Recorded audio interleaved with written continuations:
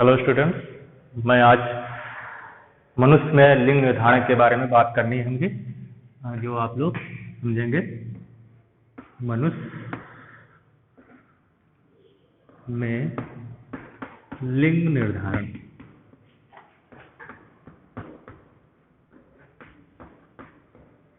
मनुष्य में लिंग निर्धारण। Sex determination in mind.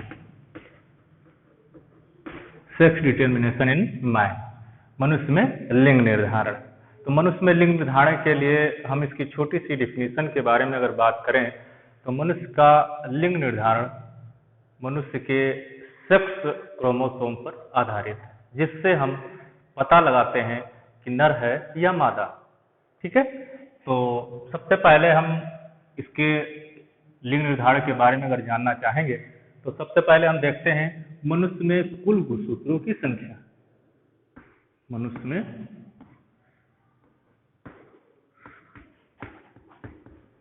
गुणसूत्रों की संख्या। गुणसूत्रों की संख्या, कुल गुणसूत्रों की संख्या 46 अर्थात 46। ठीक है, क्रोमोसोम की 46, जिसमें 46 गुणसूत्र में दो प्रकार के गुणसूत्र पाए जाते हैं, जिसमें से जिसको हम कह सकते हैं 22 जोड़ी गुणसूत्र। 22 जोड़ी गुणसूत्र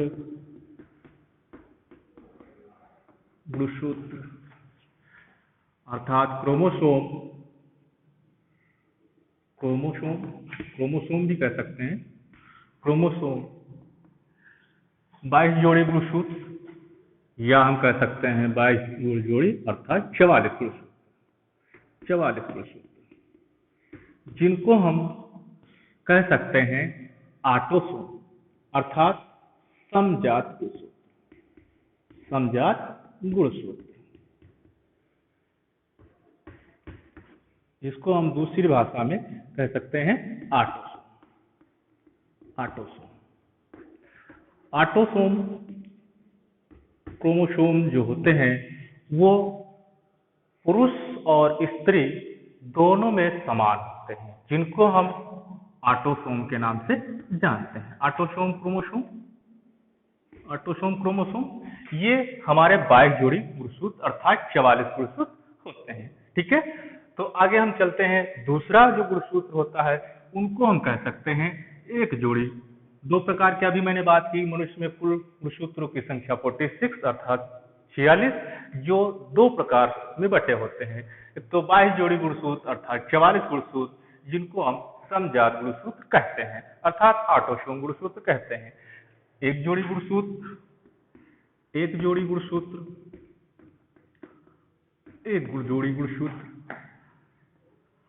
अर्थात हम कह सकते हैं दो गुणसूत्र।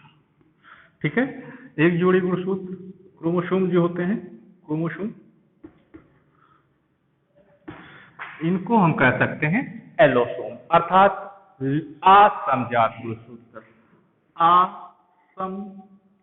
समजात गुणसूत्र, और ये हैं जो दो अर्थात एक जोड़ी गुणसूत्र, जिनको हम असमजात गुणसूत्र, जिनको हम दूसरे नाम से कह सकते हैं एलोसोम गुणसूत्र।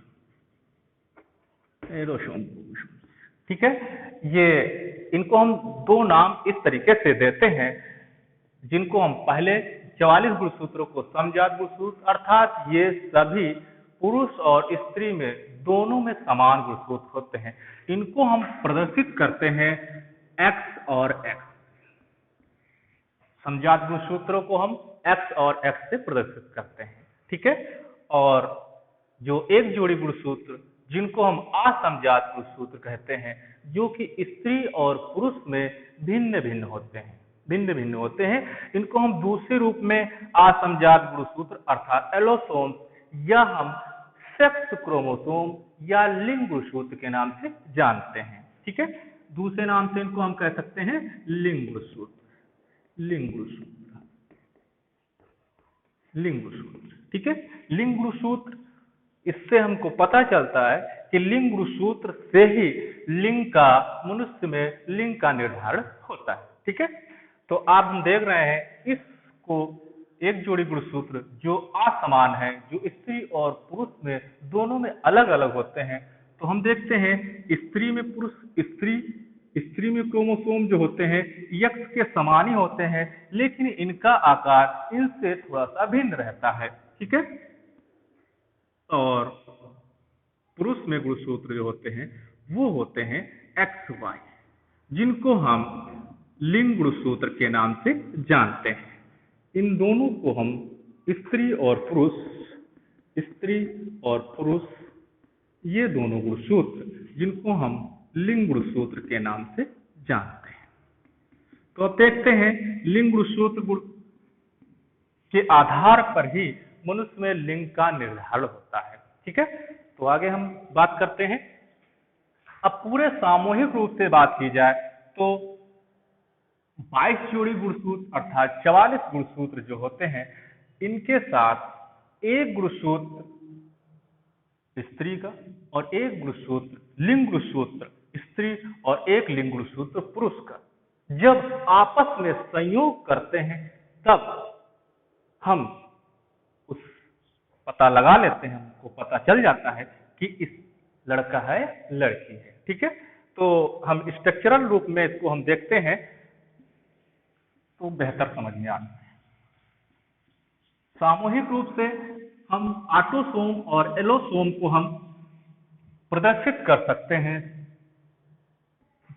44 प्लस XX क्रोमोसोम। ये हमारा जो है समूह क्रोमोसोम, समूह गुणसूत्र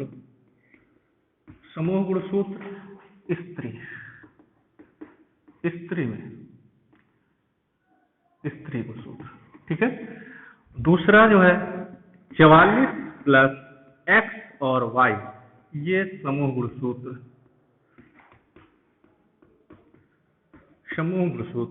पुरुष। इन जिनको हम कह सकते हैं ये 44 और 44 ये ऑटोसोम गुणसूत्र होते हैं, ये हम कह सकते हैं ऑटोसोम, ये ऑटोसोम और ये एलोसोम, ऑटोसोम एंड एलोसोम। ठीक है,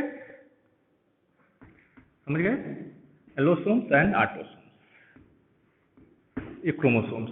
तो इस तरह के पूर्ण समूह के रूप में हम देख सकते हैं, कुल मिलाकर के देख सकते हैं 46 गुणसूत्र। अब इन दोनों के संयोग के रूप में अगर हम स्ट्रक्चरल देखें तो हम लिंग गुणसूत्र को लेकर के समझ सकते हैं। स्ट्रक्चर फार्मूला के रूप में देख सकते हैं कि लिंग का निर्धारण कैसे करें। तो लिंग का निर्धारण में हम लिंग गुणसूत्रों का चयन करते हैं। लिंग गुणसूत्र अर्थात कह सकते हैं पुरुष लिंग गुणसूत्र X और Y गुणसूत्र, स्त्री लिंग गुणसूत्र X और X। ठीक है, अब इसके युग्मक को हम तोड़ देंगे, X chromosome and Y chromosome, ये युग्मक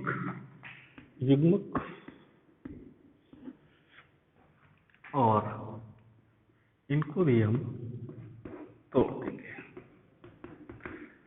ये स्त्री युग्मक जिनको हम कह सकते हैं अंडाणु,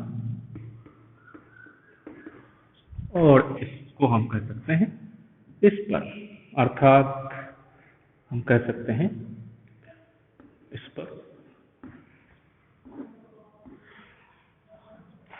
अब इनके संयोग से हमको लिंग का निर्धारण पता चल जाता है। तो देखते हैं, सबसे पहले लिंग गुणसूत्र के बारे में जब हम चर्चा कर रहे थे तो लिंग का निर्धारण लिंग गुणसूत्र से ही संभव है। तो पुरुष का X क्रोमोसोम, लिंग गुणसूत्र का X क्रोमोसोम जब स्त्री के लिंग गुणसूत्र से संयोग करता है, अर्थात कह सकते हैं पुरुष का लिंग X क्रोमोसोम स्त्री का X क्रोमोसोम लिंग X क्रोमोसोम आपस में जब संयोग करते हैं, संलयन करते हैं, तो फलस्वरूप जो उत्पन्न संतान होती है वो कहलाती है लड़की। लड़की। ठीक है, समझ रहे हैं आप, देख रहे हैं ये युग्मक पुरुष के लिंग गुणसूत्र। ठीक है, हम आप लिख सकते हैं लिंग गुणसूत्र, लिंग क्रोमोसोम या लिंग गुणसूत्र। ठीक है, तो देख रहे हैं लिंग गुणसूत्र पुरुष का और लिंग गुणसूत्र स्त्री का, ये 23वीं जोड़ी की बात कर रहे हैं हम लोग, 23वीं जोड़ी अर्थात लिंग गुणसूत्र। तो एक्स क्रोमोसोम लिंग, एक्स पुरुष का एक्स क्रोमोसोम एंड स्त्री का एक्स क्रोमोसोम लिंग गुणसूत्र के बारे में बात कर रहे हैं। जब जब संयोग करते हैं तब तब उत्पन्न लड़की होती है। फलस्वरूप हम अगली बात देखें, फिर भी दूसरा, अगर फलस्वरूप फिर एक्स और दूसरे एक्स क्रोमोसोम से संयोग करता है लिंग गुणसूत्र से, तब पुनः लड़की ही उत्पन्न होती है। ठीक है, इस तरीके से अब हम जब पुरुष का लिंग गुणसूत्र वाई क्रोमोसोम जब स्त्री के लिंग गुणसूत्र एक्स से संयोग करती है तो एक्स और वाई युग्म का निर्माण होता है। फलस्वरूप उत्पन्न संतान लड़का कहलाता है। ठीक है, समझ रहे हैं। अब इसको हम फिर पुनः अगर हम कहें ये क्रोमोसोम दूसरे लिंग गुणसूत्र स्त्री के दूसरे लिंग गुणसूत्र से संयोग करता है, तब भी हम देखते हैं तो एक्स और वाई क्रोमोसोम जो होते हैं ये आपस में संयोग करते हैं पुनः, तो उत्पन्न संतान जो होती है वो कहलाता है लड़का। ठीक है, तो इस तरीके से आप देख रहे हैं रेखांकित चित्रों द्वारा जो है पुरुष या मनुष्य में लिंग का निर्धारण किस तरीके से दर्शाया गया है। आप एक बार फिर से समझ रहे हैं कि मैंने कहा पुरुष या मनुष्य में गुणसूत्रों की संख्या 46 अर्थात 46 होती है, जिसमें दो प्रकार के गुणसूत्र पाए जाते हैं। एक तो ऑटोसोम गुणसूत्र, दूसरा एलोसोम गुणसूत्र। ऑटोसोम गुणसूत्र जो होते हैं समान गुणसूत्र होते हैं, जिनको हम समजात गुणसूत्र कहते हैं। ये स्त्री और पुरुष दोनों में समान होते हैं, जबकि एलोसोम गुणसूत्र जिनको हम असमान गुणसूत्र कहते हैं। असमान गुणसूत्र जो होते हैं ये स्त्री और पुरुष दोनों में भिन्न भिन्न होते हैं, अर्थात असमान होते हैं जो समजात गुणसूत्रों से थोड़ा सा अलग होते हैं। पुरुष में तो बिल्कुल अलग होते हैं, एक्स वाई के द्वारा प्रदर्शित करते हैं, जबकि स्त्री में जो गुणसूत्र लिंग गुणसूत्र जो होते हैं ये ऑटोसोम के समान ही दिखते हैं, लेकिन इनकी संरचना में थोड़ा फर्क रहता है। ठीक है, तो इस तरीके से अब इनके लिंग गुणसूत्रों के आधार पर जब जब पुरुष का लिंग गुणसूत्र का एक्स क्रोमोसोम स्त्री के एक्स क्रोमोसोम लिंग एक्स क्रोमोसोम से संलयित होगा, तब तब बार बार या पुनः पुनः लड़की ही उत्पन्न होगी, गर्ल्स का जन्म होगा। फलस्वरूप जब जब पुरुष का लिंग गुणसूत्र का वाई क्रोमोसोम स्त्री का लिंग गुणसूत्र का कोई भी किसी भी एक्स क्रोमोसोम से संलयित होगा तो लड़का उत्पन्न होगा। आप देख रहे हैं इनके लिंग गुणसूत्र और स्त्री का लिंग गुणसूत्र, इसके युग्मक, और इसको अलग कर लिया। अलग करने के बाद मैंने क्रॉस किया एक्स क्रोमोसोम, इसका एक्स क्रोमोसोम मैंने किया एक्स एक्स, लड़की उत्पन्न हुई। दूसरा इसका एक्स क्रोमोसोम, इसका एक्स क्रोमोसोम, लड़की। अब देख रहे हैं दूसरा पुरुष का वाई क्रोमोसोम जो लिंग गुणसूत्र में था उसको स्त्री के एक्स लिंग गुणसूत्र से संलयित होने पर लड़का उत्पन्न हो रहा है। तो देख रहे हैं इस तरीके से हम कह सकते हैं मनुष्य में लिंग निर्धारण का रेखांकित चित्र, मनुष्य में